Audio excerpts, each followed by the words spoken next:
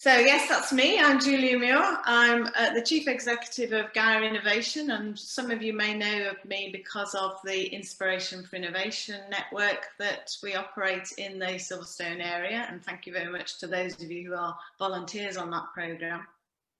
I'm also the founder of the Automotive 30% Club, which is a group of 42 at the moment, climbing, CEOs and MDs within the sector that have made a commitment to achieve a better gender balance and are working towards a strategy with a target of achieving at least 30% of key roles to be filled by women by 2030. So a long-term target and a realistic one, because they understand the business benefits of a gender balance. And that's what I'm here to do, to talk to you today about.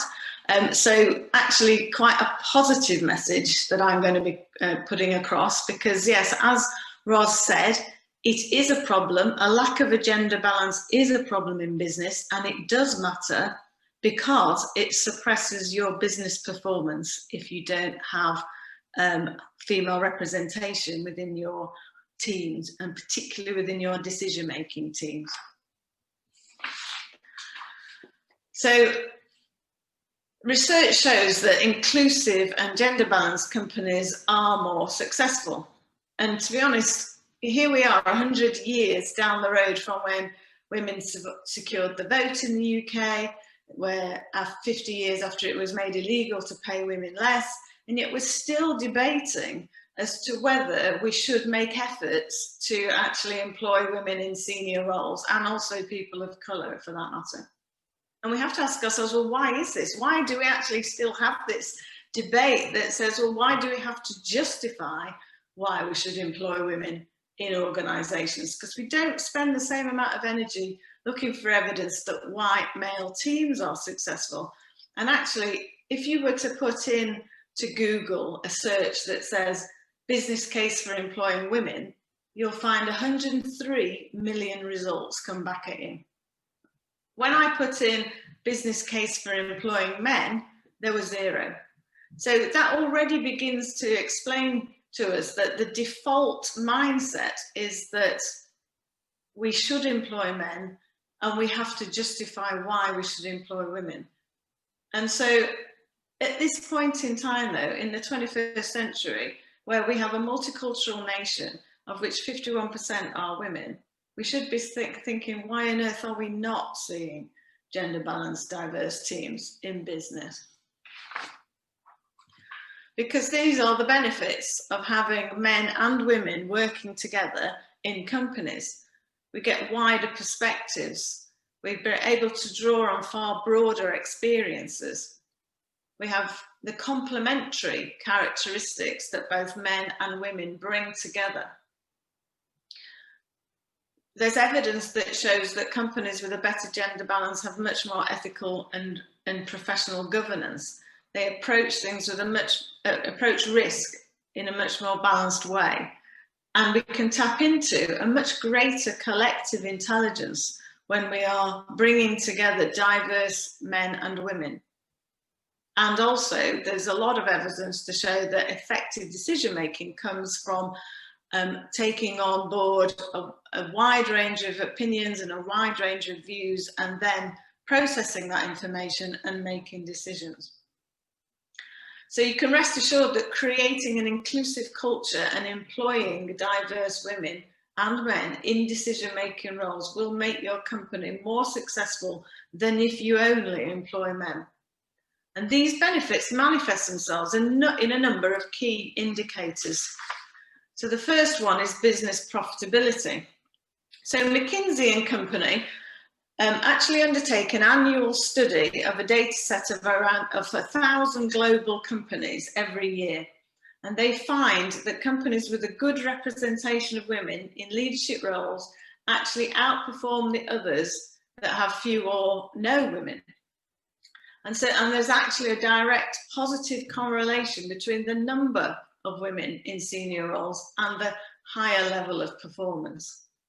In 2020, they found that companies in the top quartile of the data set were 25% more likely to have above average profitability than their peers.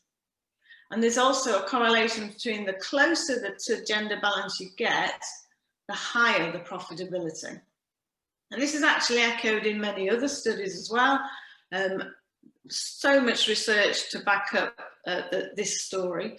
But for example, an MIT study in 2013 found that professional services teams, once they moved from being only male teams to mixed teams, they boosted their revenues by 41%. And a study by an investment services firm called MSCI found companies with at least 3 women on the board saw 37% gains in earnings per share, whilst at the same time, those with all male boards saw a decline.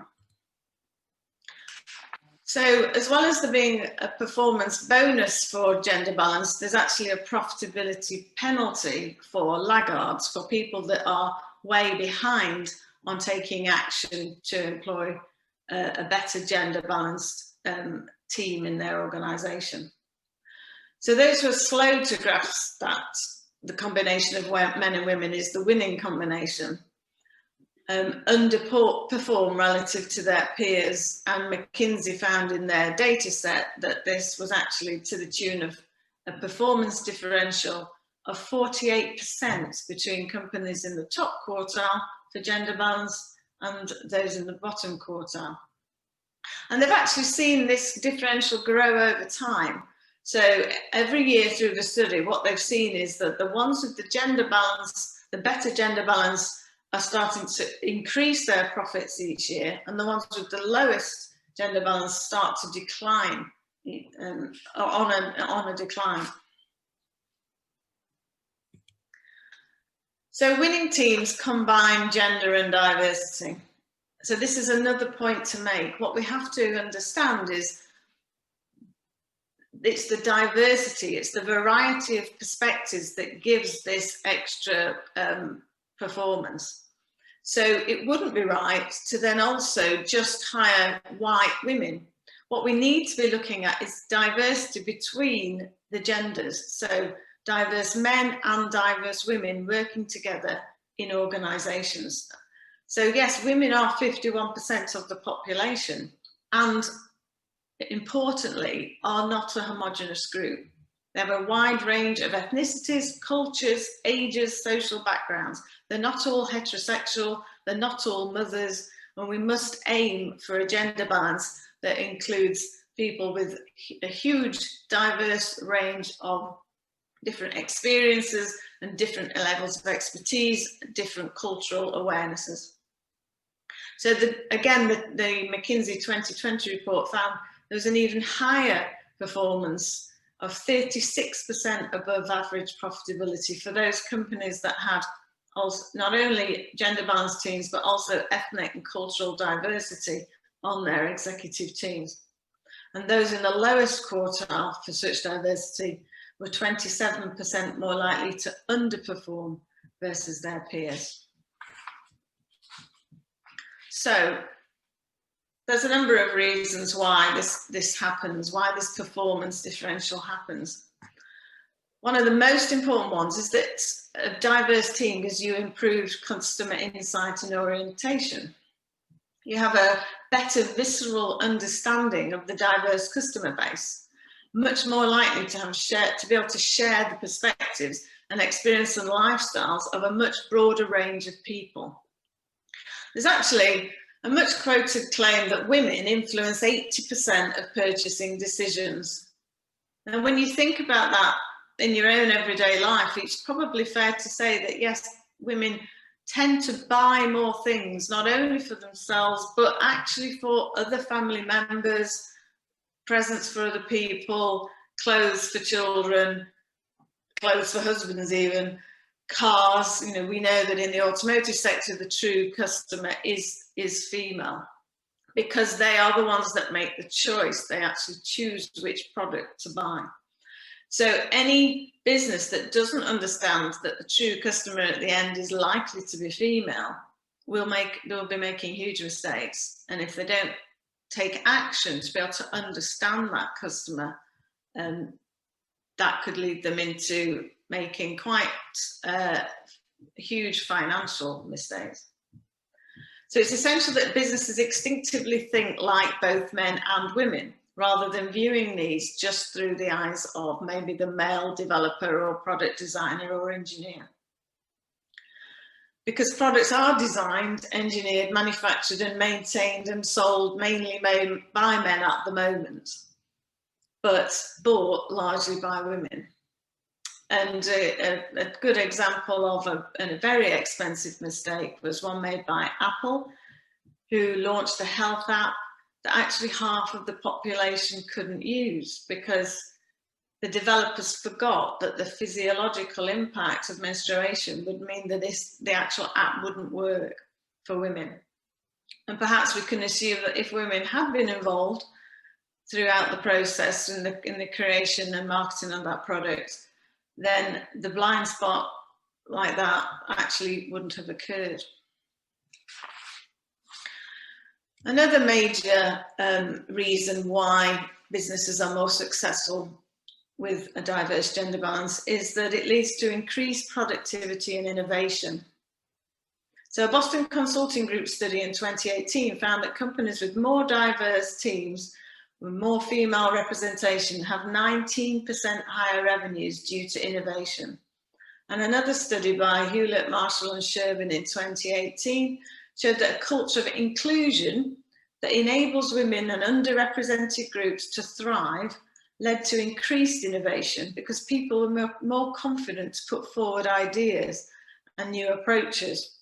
They found that in companies without female diverse leadership, women were 20% less likely than straight white men to win endorsement for their ideas.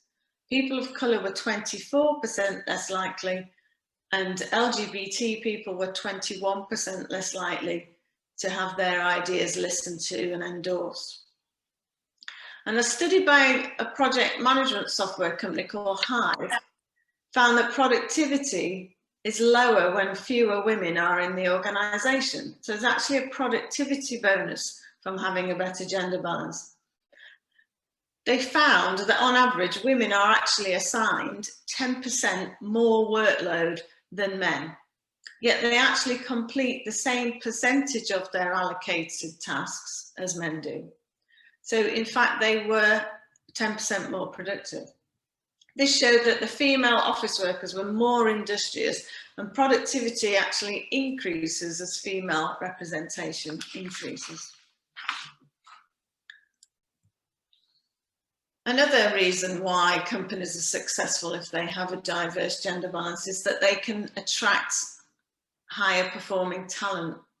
So talented individuals come in the form of both sexes, any ethnicity, any sexuality and any social background. And you have to go out to find those talents. Now we know that we have a skills deficit in many of the sectors that are perhaps the people watching this today are representing. And part of it is that perhaps you're just not tapping into these talent pools that aren't immediately obvious to you, or that they, at the moment, you're not attractive to them. They do go to places that do better with diversity and gender balance. And those companies that do have a high level of female leadership and diverse leadership attract more easily these additional diverse applicants, because there's evidence to them that they will thrive there. Top female candidates in particular look at the gender mix of the employer's leadership team. And a study in 2017 by PwC found that 61% of women who had been categorised as high performing talent actually do look at how many women are in senior roles in that organisation.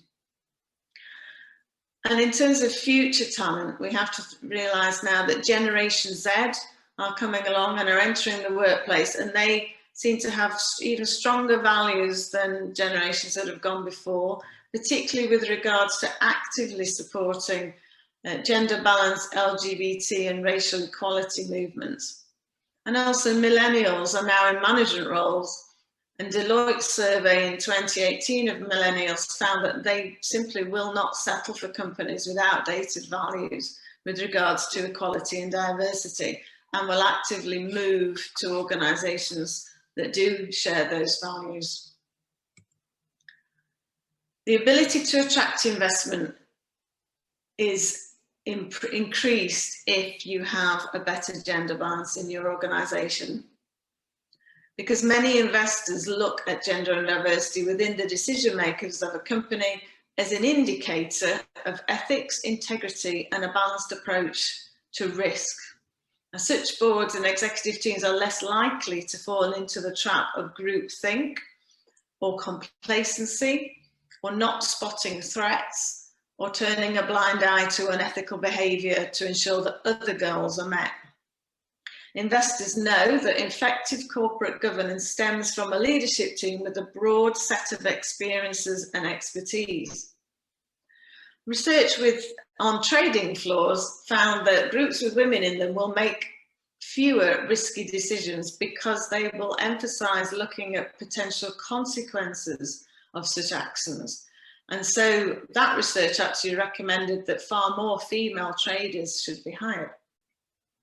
So on top of that, the fact that investors are looking for your gender balance and diversity, there's also now a rise in activist customers who will choose to give companies contracts based on gender and diversity indicators.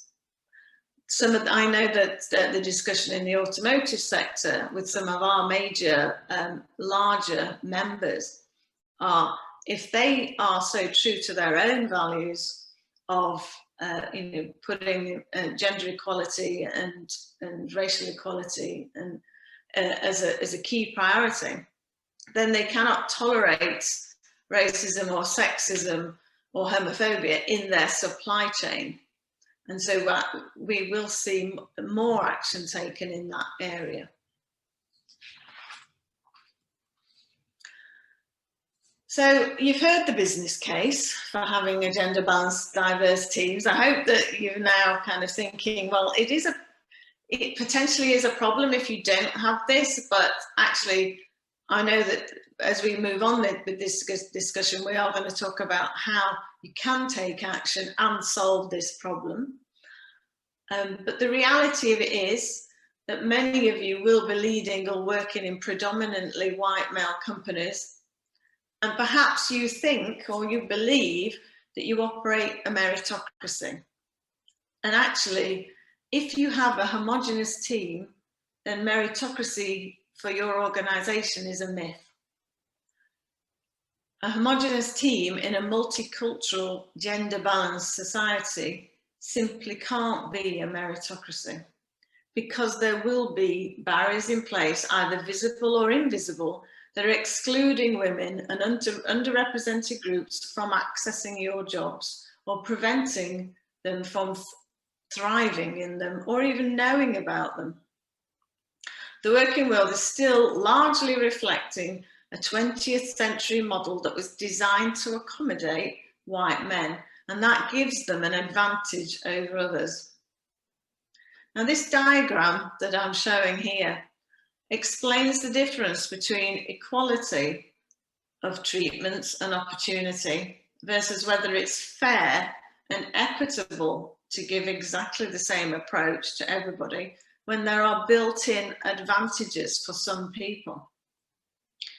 Now, as you can see with the group that are standing in the equality area, they've been given a box that is the same size. They've been given the same opportunity as each other.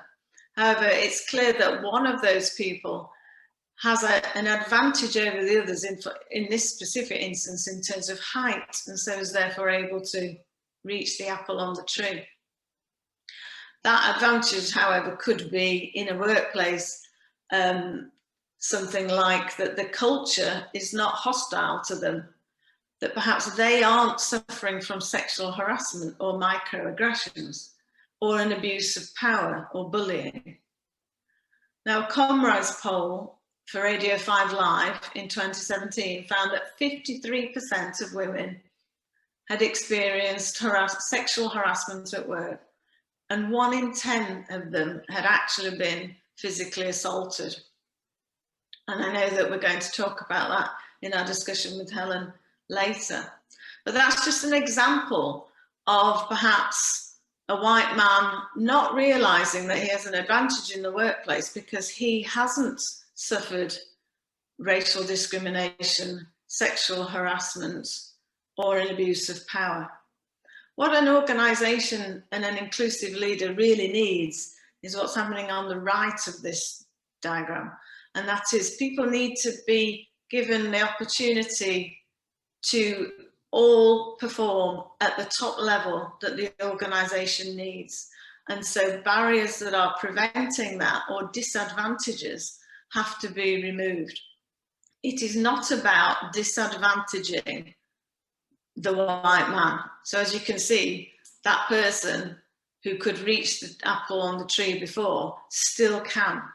But what it's doing is giving the opportunity to other people to now reach the apple, which is what is important for the business to succeed, is that everybody can achieve the same high level of performance.